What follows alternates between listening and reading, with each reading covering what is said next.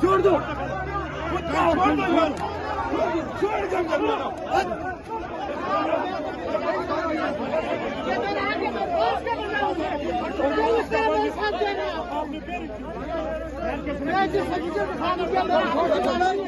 इमरान खान की खातिर मेरी जान चली जाए, मुल्क की खातिर मेरी जान चली जाए, अवाम की खातिर मेरी जान चली जाए, मैं कोई परवाह नहीं करता हूँ। क्या हम इसलिए रगड़े खाए, आप हमें जलील करें? इसको भी समझाओ इधर। मैं आपकी रिस्पेक्ट करता हूँ। ये पुलिस और आपस में बड़े बंदे नहीं